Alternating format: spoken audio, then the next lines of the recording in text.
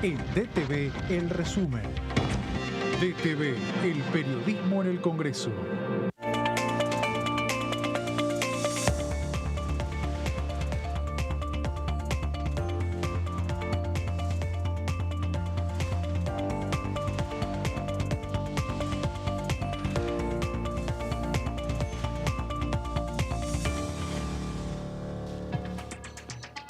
Hola, bienvenidos a una nueva jornada del resumen de Noticias Parlamentarias. Vamos a compartir con ustedes una hora de las noticias más importantes del día y también de la semana aquí en la Cámara de Diputados de la Nación. José, ¿cómo andás? Muy bien. ¿Todo bien? Sí, cerrando una jornada donde tuvimos comisión hace un rato.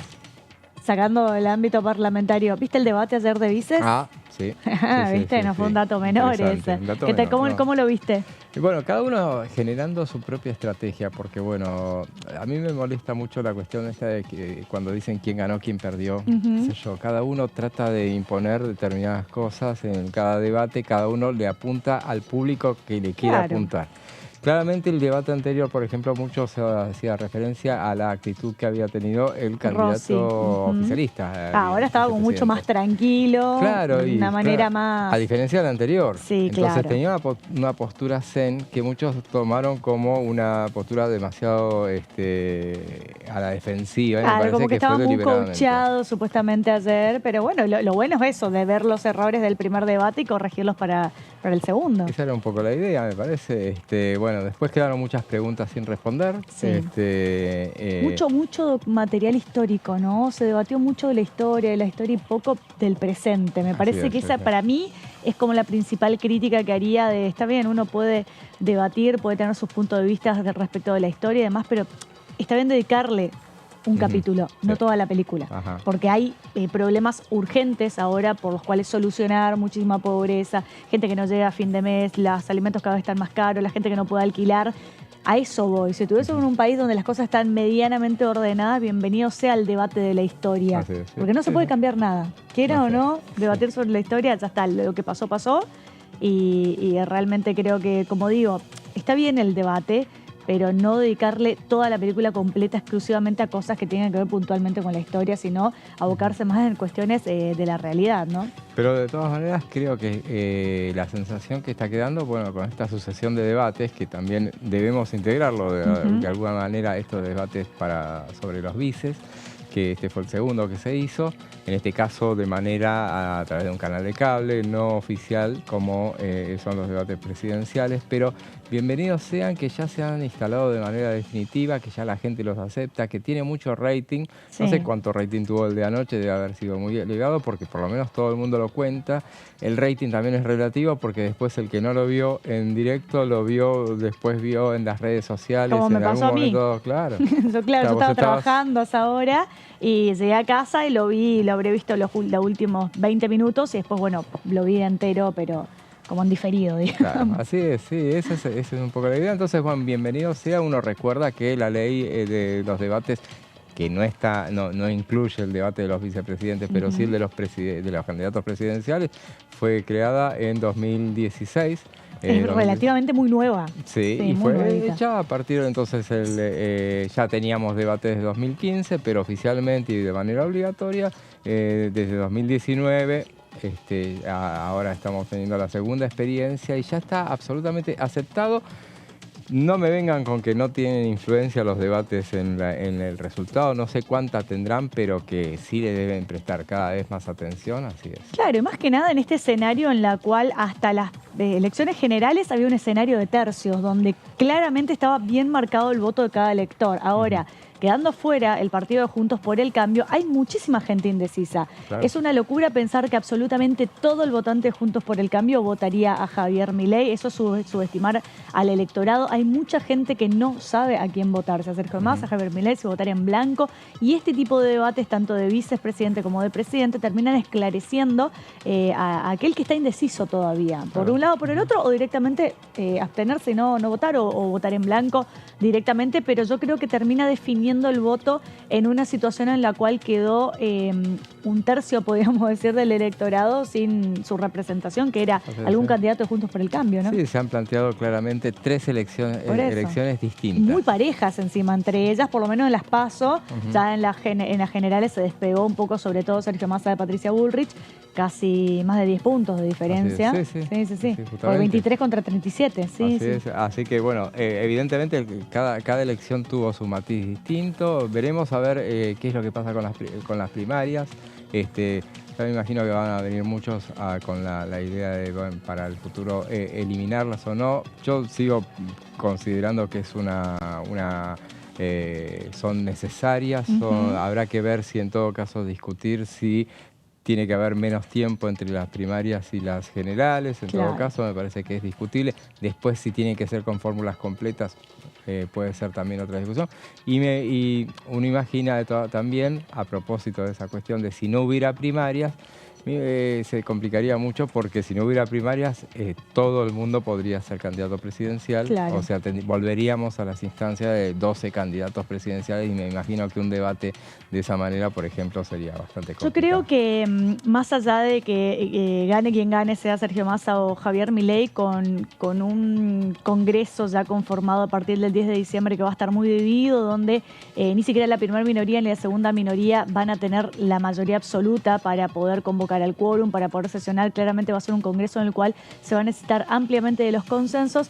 Yo no descarto que de aquí a 4 años, con un congreso compuesto de esa manera, o por lo menos dentro de 2 años, se empiece a plantear todo este tema nuevamente de la boleta única, del tema de los antecedentes de los candidatos que puedan llegar o no a ciertos cargos, tanto del Ejecutivo como del Legislativo, ¿no? Que tiene, no me acuerdo la palabra, era ficha limpia. Ahí está, no me salía la ficha limpia. Bien. El tema de la boleta única, seguramente se van a empezar a discutir este tipo de iniciativas en lo que va a ser, bueno, no nos apuremos, todavía no sabemos ni quién va a ser el presidente de la nación. Pero a propósito de la ficha limpia, de la boleta única, recordemos que acá se aprobó el año pasado, y justamente desde la oposición en ese momento decían, no importa que en el Senado no la tengan en cuenta, que es lo que sucedió finalmente, porque no había intención del oficialismo de tratarla. Entonces no se trató porque decían, imaginaban desde Juntos por el Cambio que con un Senado más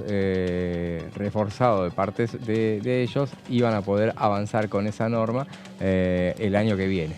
Eso no sucederá seguramente justamente por lo que sucede, por el resultado que hubo, a menos que eventualmente hubiera una unión y les alcanzaran los votos en el Senado con lo que vaya a hacer Juntos por el Cambio y los libertarios. Igualmente me parece que se ganan 31 legisladores, así que me parece que tampoco llegarían, pero bueno, creo que dentro de 2 años se volverá a hablar sobre ese tema.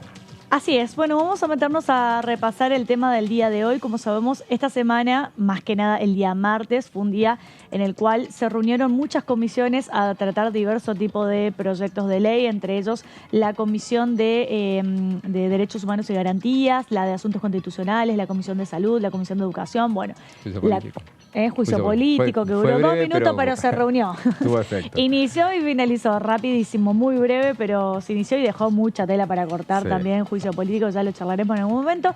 Lo que sí, la Comisión de Salud, que está presidida por la diputada Fein, hablaron sobre un tema que es la primera vez que se trata sobre regular una ley para crear una ley o impulsar una ley para regular el uso de la cesárea en la República Argentina. Así que de esto vamos a hablar en el día de hoy. José nos va a contar en unas placas y vamos a empezar escuchando a Celina Gialdini, que es médica especialista en obstetricia y ginecología, investigadora del CREP, que estuvo en la comisión ese día. A ver qué decía.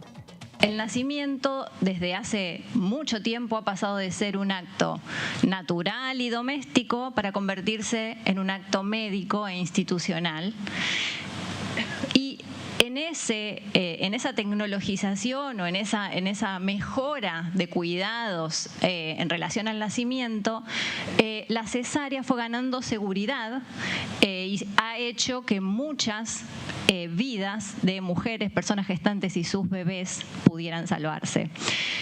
Tanto se mejoró su técnica, que se convirtió en una cirugía muy realizada y es la cirugía mayor más realizada en el mundo. Este aumento y esta seguridad en su uso contribuyó a que el incremento de su uso sea sostenido y en cierta forma innecesario y excesivo. Bueno, pido disculpas porque quedó finalmente muy pequeño este gráfico. De todas formas, las cosas que tienen que ver se puede ver.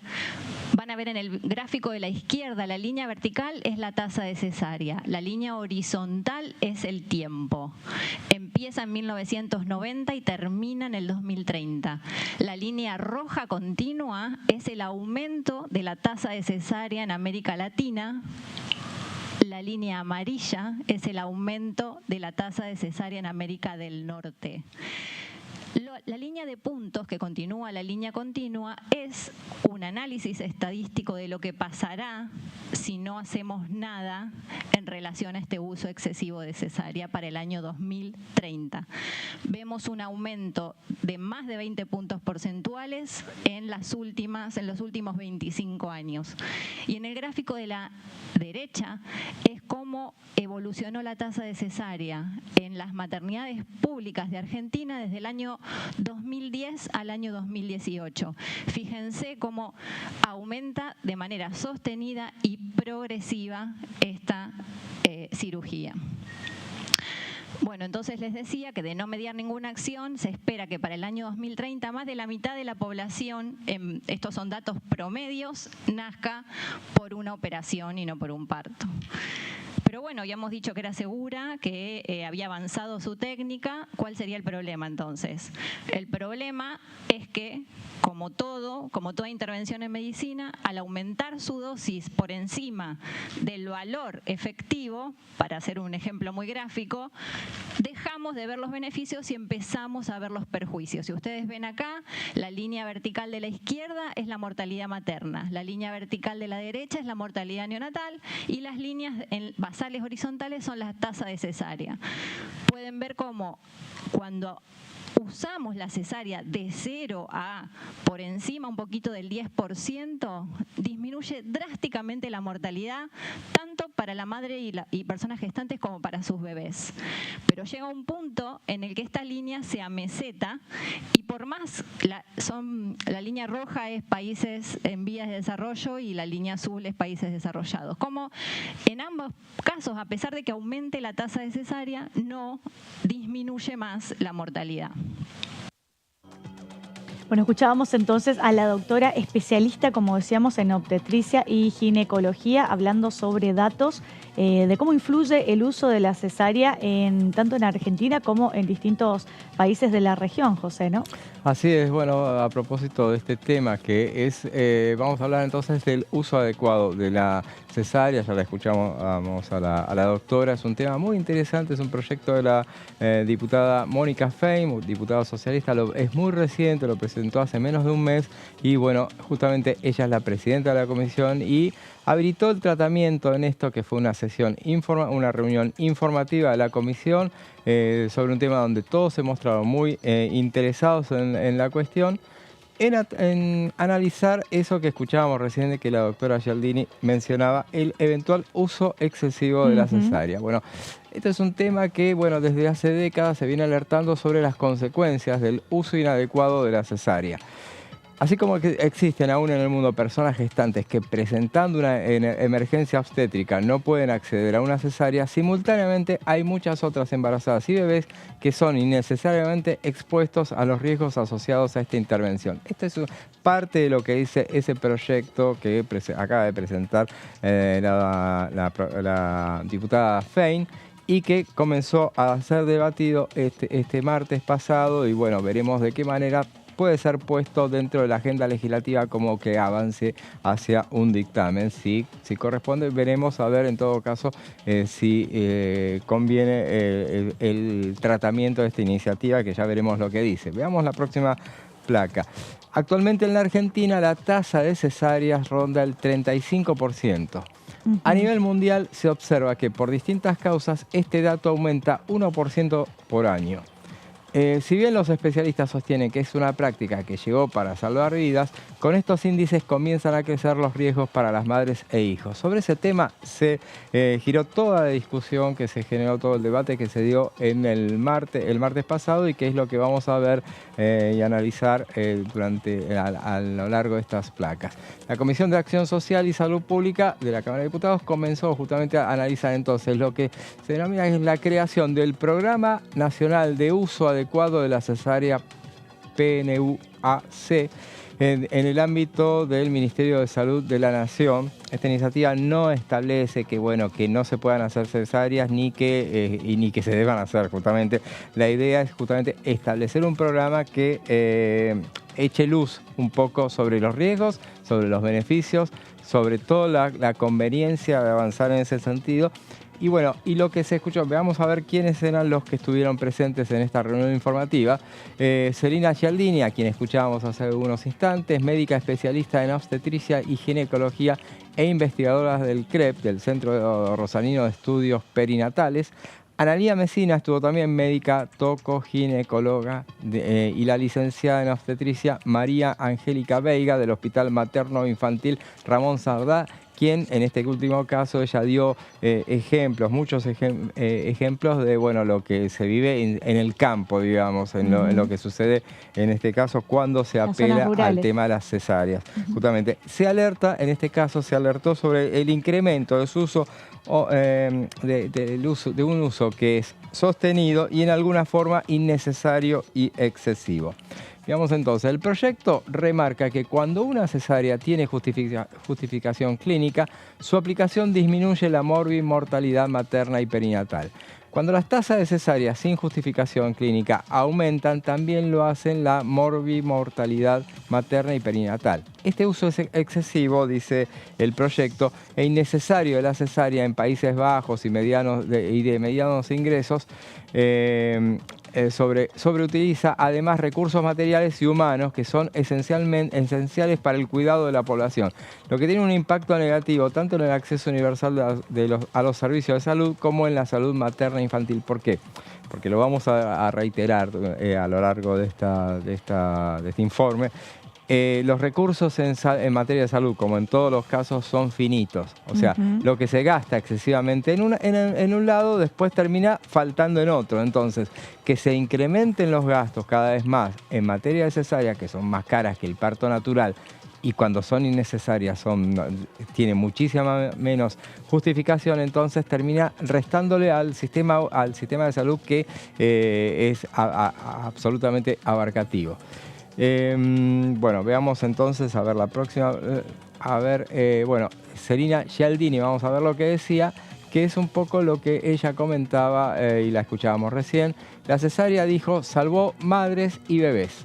Es la cirugía mayor más realizada en el mundo, decía ella, y además insistía en que se trata de una operación de cirugía mayor, justamente donde se aplica anestesia total, por ejemplo, sin ir más lejos. Sin embargo, dijo la doctora Gialdini que es alta la tasa de cesáreas en el tiempo, y lo que pasará si no hacemos algo con su uso excesivo es que para 2030 más de la mitad de la población nacerá por operación y no por parto. Esa era una de las cosas que decía.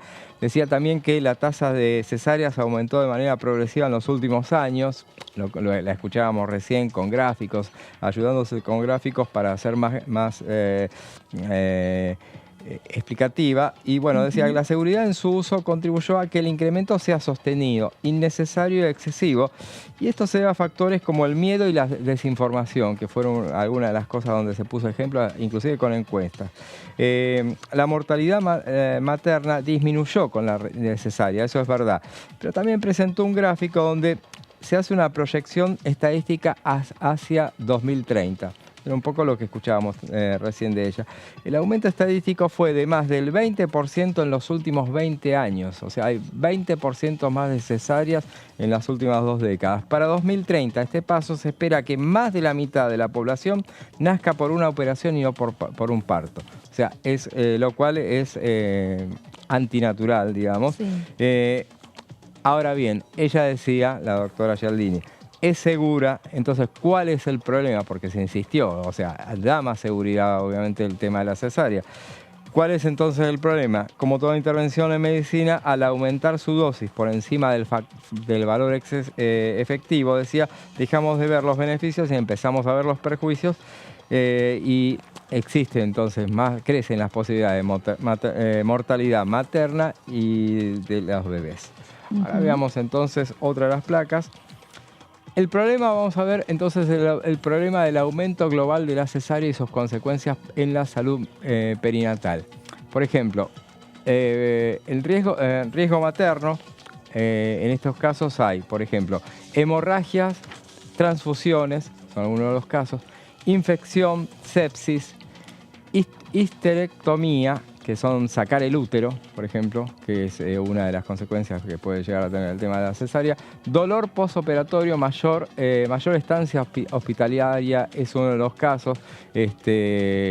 Por eso, por ejemplo, que cuando se dice no es dolorosa, en el caso de la cesárea, te elimina el tema del dolor. Yo pongo el ejemplo personal, que solemos hacerlo así. En el caso de mi hija, nació con cesárea.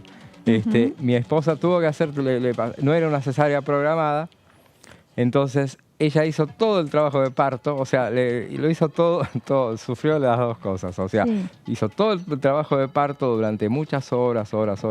Encima, viste que esos casos dicen que cuando llueve... ¿Genera eso? No, al contrario.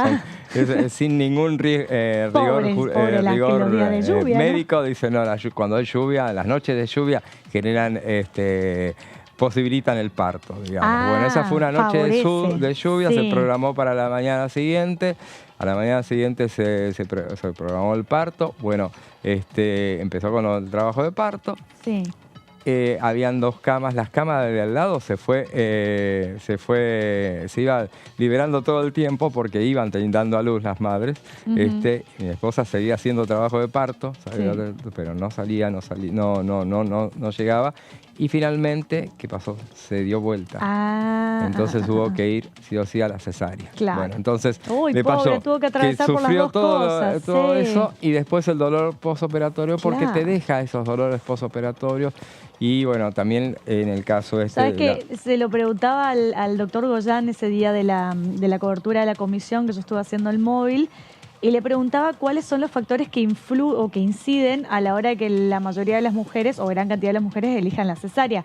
Y decía que hay un poco de todo, en realidad. Hay un poco de desinformación por todo esto de evitar el dolor y demás, pero que también hay mucha cosa del propio obstetra y el médico que prefiere programar para que el parto no le caiga un fin de semana, un día a la noche, a la madrugada, en horarios medio complicados, como que prefiere decir, bueno, vení miércoles a las 3 de la tarde. Entonces, como que hay una cosa también de que hay muchas mujeres que deciden por una cuestión de quizás falta de información, pero también responsabilidad de los propios profesionales que tienen que ver con esta cuestión de que organizan su agenda para que no les complique el fin de semana, por ejemplo. Sí, y por eso es lo que se torna innecesaria. Es la cuestión de comodidad. Por ejemplo, la dificultad, genera dificultad en la lactancia. También estos son algunos de los riesgos, no es que siempre se generen estas complicaciones, pero son las posibilidades que existen. Complicaciones en futuros embarazos, por ejemplo, lo comentaba la doctora Gialdini, que en los casos, en este último caso, el médico le da de alta al paciente y muchas veces el problema no termina ahí. Después el próximo parto no será a partir de caerá en sus manos, en todo caso, lo que sea, pero es un problema que puede haberse generado a partir de ese parto y que después se vivirá más adelante. Ahora veremos los riesgos neonatales en la próxima placa. Riesgos neonatales, trastornos respiratorios. Este detalle uno se preguntaba, pero ¿qué tiene que ver esto con por qué se puede llegar a generar? Entonces lo contaba la doctora Gialdini, es privarle al bebé pasar por el canal de parto determina más riesgos. Y puede llegar, no es que tenga, puede llegar a tener estas consecuencias. El propio diputado Goyán también decía eso, que termina generando más, no me acuerdo si era traumatismo, que usó la palabra, no recuerdo exactamente, ahora tenemos un tape después igual del diputado Goyán al final, bueno, hablando sobre este tema, ¿no? Así De es, sí. las complicaciones que trae también evitar el parto natural. Claro, que él decía justamente que es un debate que es muy, muy, muy interesante y muy bienvenido. Ingreso a la UCIN, que es la neonatología, y sí o sí van ahí. Alergia, asma, obesidad, más riesgo de obesidad puede llegar a tener. Estos son fuente de Lancet, la revista de Lancet, o sea que no es cualquiera los que dicen estas advertencias. Vamos a ver a la doctora Analía Micina, médica tocoginecológica e investigadora, que también estuvo presente en la Comisión de Salud, que decía lo siguiente. Uno de los valores es que no necesitamos hacer nada más que lo que estamos haciendo, pero mirándolo en profundidad y pensándolo bien. Por otro lado, creo que se requieren cambios en la cultura de la organización, que es lo que más tiempo lleva, tal vez lo que requiere, lo que trae más resistencias, pero como dijo Celina, no incorporamos gente, ni recurso humano, ni recursos materiales para llevar adelante este modelo. La opción del líder de opinión o el liderazgo no tiene más que transmitir al equipo de qué va esta cuestión y cuánto podemos mejorar con ello. Es cierto que la palabra auditoría la queremos suavizar o queremos darle un matiz que no tenga que ver con una acción policíaca sobre el equipo de salud, sino más bien para tomar estas decisiones sobre el trabajo que tenemos que llevar a cabo. En nuestra experiencia en el hospital, en la implementación de los flujogramas para los trabajos más frecuentes que conducen a una cesárea, tampoco fue muy difícil porque justamente lo que hicimos fue transversalizarlo y permitir que cada integrante del equipo del hospital pueda estudiarlos, leerlos y debatirlos y discutir y poner sobre la mesa sus propias limitaciones. Entonces pudimos tomar las medidas adecuadas para que en cada lugar se pudiera trabajar apropiadamente. Lo único que tengo para decirles es que además de esta experiencia, la posibilidad de contar con estos datos nos dio la idea de lo valioso que es este estudio, porque nosotros teníamos aproximadamente un 39% de cesáreas en estos grupos de bajo riesgo y al cabo de un año de trabajo lo hemos bajado a 30%. Entonces es altamente satisfactorio porque significó esto, nada más que poner un problema en agenda, tener conversaciones de alto nivel con todos los integrantes del equipo de salud, incluir a las mujeres y a la comunidad en esta toma de decisiones. Y creo que la única forma son las decisiones informadas. Entonces, en la entrega del material de lectura, de un práctico QR que lo pueden bajar mientras están en la sala de espera del consultorio, poder establecer también un modelo de diálogo con sus propios médicos sobre estos fantasmas y estas fantasías, creo que promueven el cambio.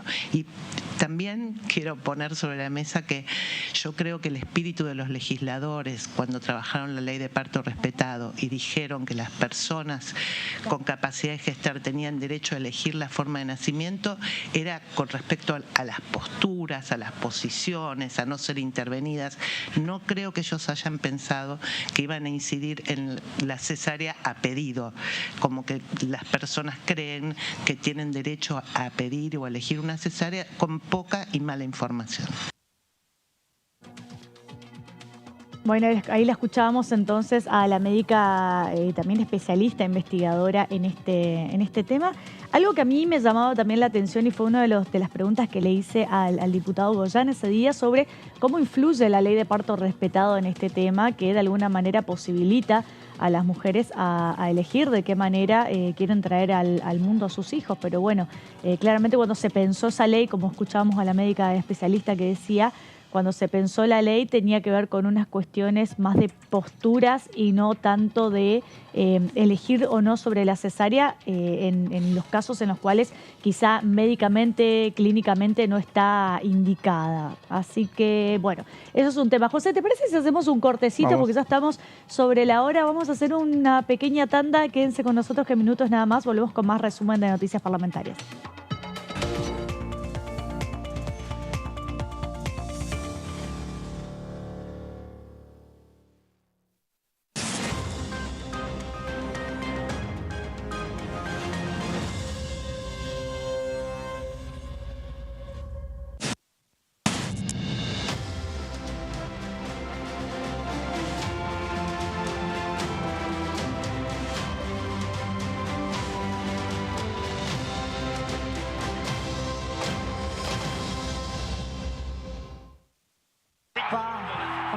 pa, escuchame.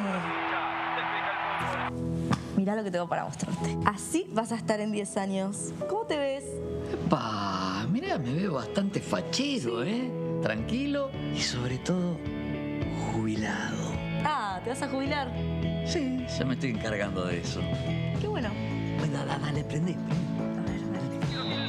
Si te faltan hasta 10 años para cumplir la edad para jubilarte y adeudás aportes, ahora los podés regularizar con el nuevo plan de pago de deuda previsional. Tu esfuerzo cuenta. ANSES, Argentina Presidencia. ¿Cómo andan? Buenas tardes, buenas noches, ya cerrando el día. Tengo información extraoficial de que que 2 jueces habrían hecho un descargo por escrito. 2 descargos por escrito. Sí, no sé, de todos modos, por más que hagan descargo por escrito, en la próxima reunión, si quieren, pueden estar presentes. Tuve 22 meses, presenté 40 proyectos de ley, acompañé más de 120. Estuve en proyectos muy interesantes y en leyes que se aprobaron muy interesantes para la gente, que es lo que nos queda, ¿no?, de este paso tan corto por el Congreso, de un equipo de trabajo increíble, de compañeras y compañeros del bloque, en donde pusimos todo para poder trabajar en pos del bien común. DTV, tercera edición, de lunes a viernes. Reforzamos los ingresos a más de 2.400.000 titulares de la tarjeta alimentar. Y detrás de ese dato, cuidamos a quienes más lo necesitan.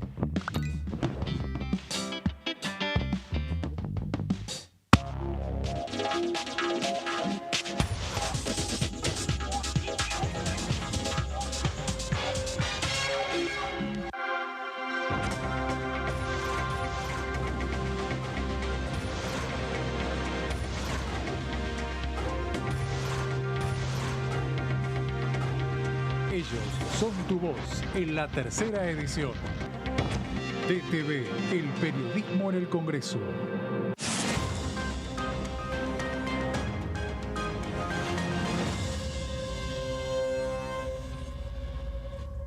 Hiciste la colimba entre 1975 y 1983. Tu testimonio aún puede ser clave para hacer justicia. Lo que hayas visto y oído en dictadura es un aporte fundamental para llegar a la verdad. Para más información, entra a argentina.gov.ar/fuicolimba.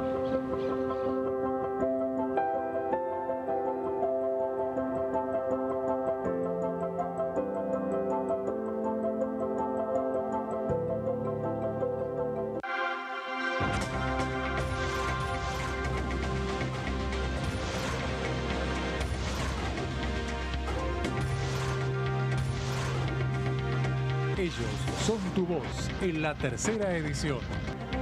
DTV, el periodismo en el Congreso. Lanzamos líneas de crédito para trabajadores de hasta 400.000 pesos a devolver en 24, 36 o 48 cuotas. Y detrás de ese dato, más argentinos pueden progresar.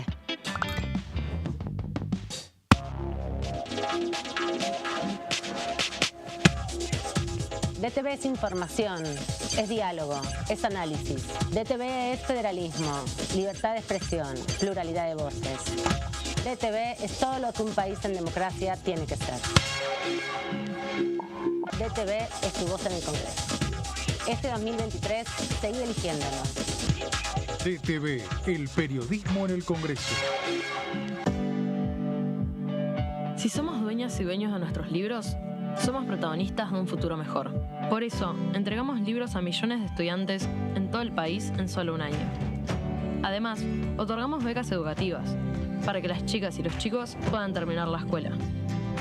Realizamos obras en universidades, fortaleciendo el sistema universitario nacional. Y este año, otorgamos y renovamos becas Manuel Belgrano en carreras estratégicas para el desarrollo productivo del país.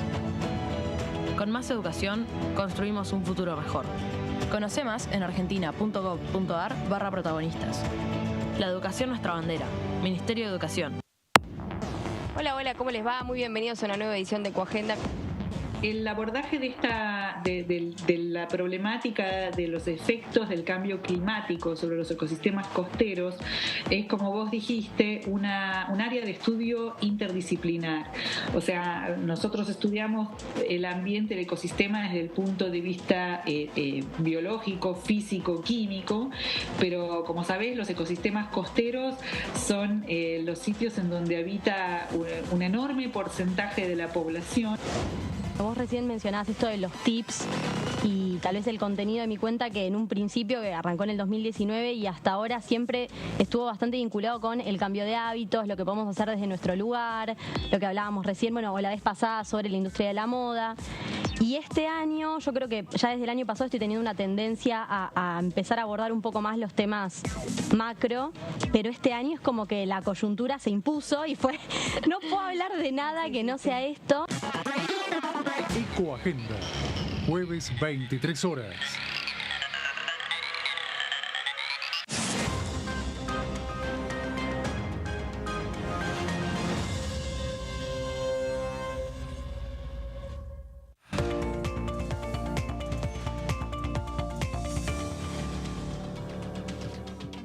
Continuamos aquí con el resumen de noticias parlamentarias. Estamos haciendo el repaso de lo que dejó la Comisión de Salud el día martes, que se reunieron para tratar el tema de un proyecto para regular el uso de la cesárea en la República Argentina, José. Así es, y bueno, entonces estábamos hablando de las consecuencias que pueden llegar a traer el tema del uso excesivo de cesáreas. Veamos entonces una especie de síntesis de lo que planteaban a lo largo en la reunión que estábamos mencionando. Aumentan las cesáreas por cuestiones no médicas, por factores no clínicos relacionados con el miedo, la desinformación. El miedo y la desinformación juegan un rol importante. Las mujeres asumen el riesgo pensando que es más seguro para sus bebés y no lo es. Y también el miedo al dolor es otro de los elementos que genera que vayan a apelar a la cesárea. Veamos en este caso qué opinan, ahí vemos lo que opinan las mujeres. Para los profesionales de la salud también, el miedo a un resultado adverso, o sea, qué son las cosas que generan el tratar de apelar a la cesárea. El miedo a un resultado adverso, al litigio, a las presiones. En el sistema de salud, los tiempos de una cesárea encajan mucho mejor que los riesgos del parto. Esos son los elementos que fueron mencionados en la reunión de la comisión. Ahora veamos una encuesta que también se publicó referida al tema del uso de la cesárea. En la próxima placa lo vamos a ver. Es una encuesta que dice ¿cuál es la mejor forma de nacimiento? Esta encuesta se hizo sobre 621 casos de mujeres de 5 provincias de la Argentina y es de 2021, estamos ahí más o menos. Por ejemplo, ¿cuál es la mejor forma de nacimiento? El 75% dijo que el parto normal, vaginal. 17% dijo que la cesárea es mejor. Para eso es bastante alto el número de personas que apelan al tema de la cesárea. El 8% no sabe, no contesta o le da igual. Ahí te tiene que decir en realidad una mujer que haya tenido por lo menos 2 hijos y haya probado uno y otro método. Porque claro, porque la que tiene cesárea, ¿cómo puede saber que es mejor el parto natural si nunca tuvo por parto natural y tuvo por cesárea? O al revés, la que tuvo por parto natural, ¿cómo puede saber que... ¿Entendés? Como que creo que ahí el ángulo de investigación tendría que ser, no sé, capaz que lo fue o capaz que no lo sé, pero creo que tendría que ser mujeres que hayan probado los 2 métodos, ¿no? A ese 17% se le preguntó la próxima placa, justamente por ese tema. A ver, veamos. En la próxima placa, ante la pregunta de por qué considera que es mejor la cesárea, independientemente, convengamos que si se lo hizo o no se lo hizo, porque se hizo a 621 mujeres, no mamás, no necesariamente mamás. Te podrían perfectamente preguntar a vos, pues no sé qué opinas, qué es lo mejor para vos. Y pero yo no puedo opinar si no probé ninguna. Ese es el tema.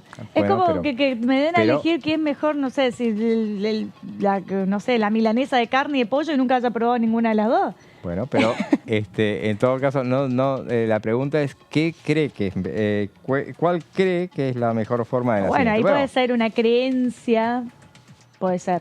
Ahí veremos. De ese 17% que respondió que apeló a la cesárea, dijo que el 42% dijo que porque es más segura. Eso es desinformación. justamente, porque no necesariamente es más segura. Claro. No lo digo yo, lo dijo lo dijeron las médicas que estuvieron. Es más rápida, el 21%, dijeron.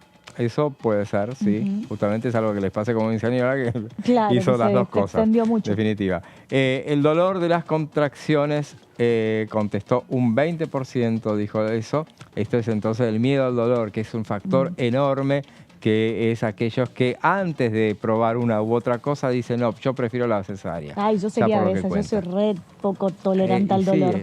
Soy miedosa. El médico tiene más control, es más controlado. El 15% Ahí está el control, ¿ves lo que decía el diputado Goyán? El tema del control de programar también la cesárea, decir en qué momento querés que nazca o no, por una cuestión de agenda. Claro, También. esa es la parte mala. En ese caso las mujeres dijeron por el hecho de que creen, lo contrario, creen que bueno, es más fácil para él. Sí, claro que es más fácil, más conveniente, seguramente. Tal cual. Pero bueno, estamos a lo mejor englobando todo. La cesárea evita el trabajo de parto, un 13% dijo lo contrario, y bueno, te puede pasar, no es tan así, y como acabo de decir, justamente se utilizó la cesárea, pero bueno, en ese caso fue para salvar ambas vidas, en este caso, porque bueno, si no se podía hacer.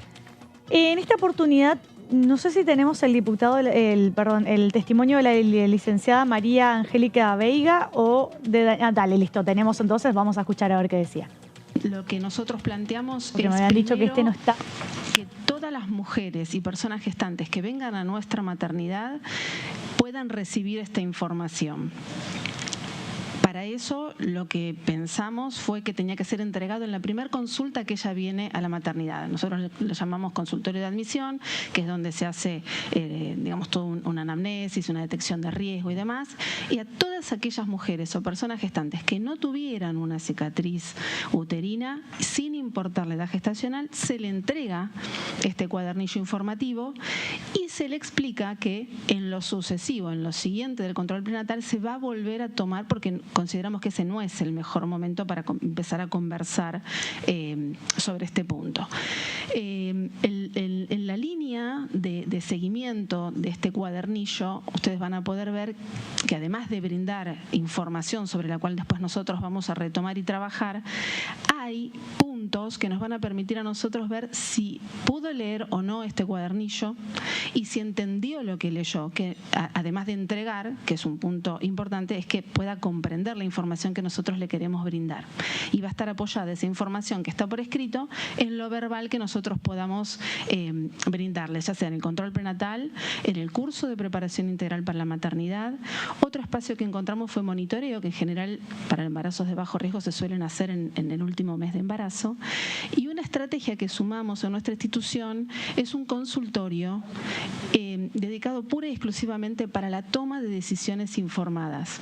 Esto me sumo a lo que aportaba la doctora Celina y la doctora Analía, que es sin grandes tecnologías. Este consultorio es muy pequeño, lo único que tiene es un escritorio, 3 sillas y una computadora. No tiene más que esto, pero la intención es generar un espacio confidencial que garantice a esta mujer un momento en donde pueda expresar qué sabe, qué piensa, qué fue lo que le pasó, porque todo el antecedente obstétrico que ella pueda expresar va a ser fundamental a la hora de decidir o de pensar qué es lo que quiere para el nacimiento de este nuevo embarazo. Y acá nos vamos a encontrar con dos posibles respuestas, numerosas, pero las dos mayores que mencionaban antes es, que decida un parto normal, y esto buenísimo porque nosotros lo vamos a fundamentar con la evidencia científica. Y en cualquier momento ya sabe que puede volver, es un consultorio de demanda espontánea, parece que cada vez que ella tenga una duda, ella, la persona que la acompaña o la familia, puede volver las veces que quiera, puede reforzar esa información con quien le realice también el control prenatal. Bueno, ahí la escuchamos a la licenciada en obstetricia del Hospital Materno Infantil del Ramón Sardá. Sí, bueno, pudimos escuchar la palabra de 3 profesionales que prácticamente su tarea es de todos los días trabajar con este tema y por eso hablan desde el conocimiento y aportan también al trabajo de la comisión, José. Así es, y bueno, entonces ahora veremos cuáles son las consecuencias de todo lo que hemos visto. Bueno, haciendo una especie de raconto de lo que vimos, lo que escuchamos, lo que pudimos comentar. Se ha casi triplicado la tasa de cesárea en los últimos 25 años, entonces fundamentales por factores que nada tienen que ver con las mamás y los bebés, por lo que comentábamos. Hay mayor contribución a este aumento, son factores no clínicos. Sí. Porque el médico quiere hacerlo, puede llegar a pasar que porque le conviene para que no caiga un fin de semana. Por ejemplo, impacto en morbimortalidad materna y perinatal, que la tiene también, impacto en los costos, y esto es si se direcciona, lo que decíamos, y por eso comentábamos que íbamos a volver sobre ese tema, los recursos en salud, como en todos los casos, pero en salud sobre todo, son finitos. Entonces, lo que se direcciona para un lado, se quita de otro. Entonces, si se direcciona mucho para este lado, para el lado de las cesáreas, se le está quitando inexorablemente a las cuestiones, qué sé yo, para la medicación por el cáncer, por ejemplo, una cosa así. Inequidad también. Y esta es otra de las cosas que también fue puesta como ejemplo. Ahí, obviamente, en este caso, eso es quizás el mayor factor.